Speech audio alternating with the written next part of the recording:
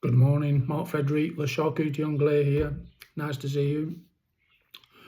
Excuse me, I'm sucking a lozenge, trying to stop myself from coughing.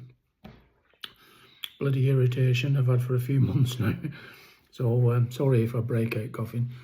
I want to talk to you today about Vaynol cattle. And you're probably going, what? How do you pronounce it? What did you say? Vaynol, Vaynol cattle. And it's one of Britain's rarest breeds of cattle. In fact, the most rarest, I believe. Very small to medium, shall we say. And, so it's a white breed, and it's got some characteristics like of the white part cattle, but it's obviously a lot smaller. And they come from the Vaynol estate, or Vaynol Park, from the Menai Straits, North Wales. And effectively, they're a woodland cattle. I choose to use that word because all cattle enjoy woodland, and the more access they got to woodland, the better they thrive, no matter where you are. But we see that rarely these days. And the Vaynol cattle were probably the ones that hung on to that heritage, if you like, and that kind of made them, shall we use the word, shy. And so they didn't get much contact with the general public or anybody, come to that. And so that made them a bit scatty. So when humans were in the near, they ended up getting a bit of a reputation of being a bit wild and feral and one thing to the other. But it's ultimately because they're woodland cattle, and unless you're in the woodland yourself, then you'd rarely come across them. And so Vaynol cattle, they're one of the most ancient of British breeds, and they are the rarest. And given their size, small to medium, they make perfect portion size beef. I tell you, perfect, just wonderful size, because then when you're cutting steaks, you can go the optimum thickness without the overall steak being too big or too heavy, which will result in being a lot of money. All right, it's that simple. All right, this is why we need to stay clear away from French breeds, because the skeletal is just, and the mass and their yield is just too bloody big. But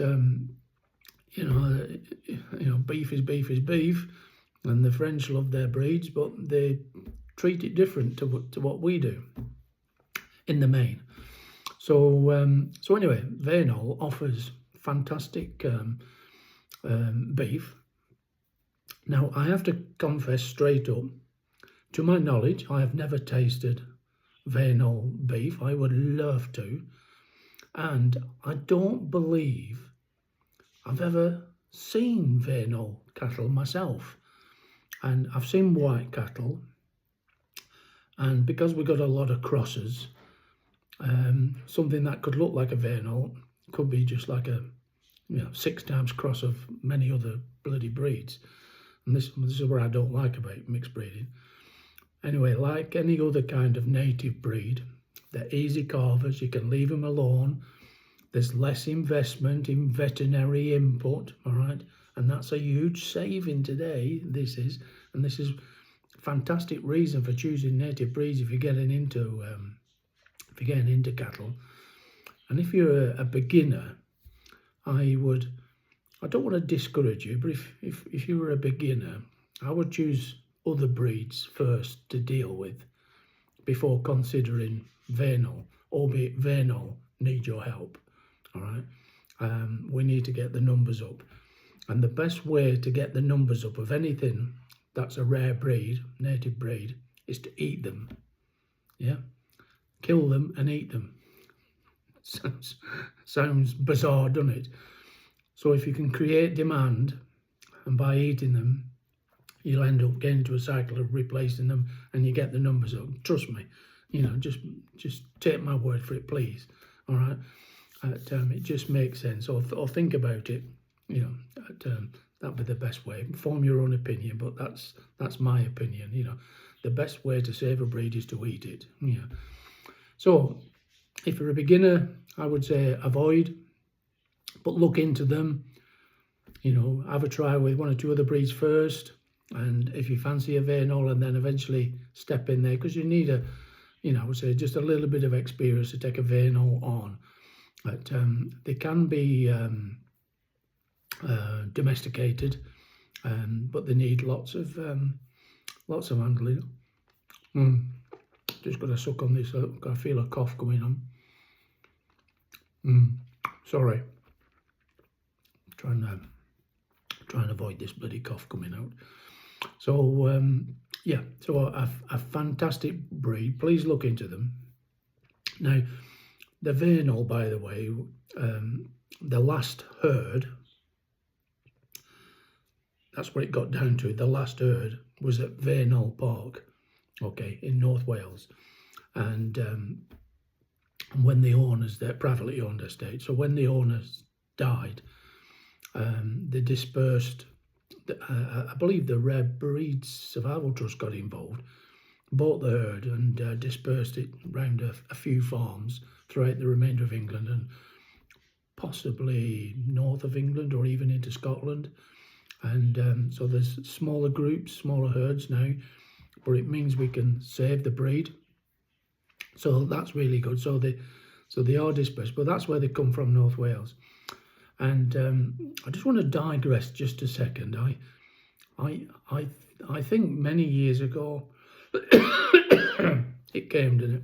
But I think many years ago, the Vaynol used to be in Cornwall also, Devon and Cornwall, around Dartmoor. I'm not 100% sure. It's just that I came across through the, I think it was the Antiques Roadshow, of some paintings of French prisoners of war jailed in Dartmoor, around that area where they were used to farm, around that area. The paintings included what looked like Vaynol cattle, and this was like back in the 1700s, maybe 1800s. So it makes me think, like, are these also Vaynol cattle? Can't tell just from an oil painting, but anyway, I would love to dig into that a little bit more and work out whether other Vaynols, perhaps they had a different name then, were they from the same bloodlines? I don't know. I mean, I've lived in Devon myself, and I don't recall ever seeing it personally, any white cattle there, but that's not to say there aren't any. But like I said, this painting's going back a few hundred years, So anyway, in that painting, they look just like Vaynols, completely different to other British white cattle we've got, including the white part.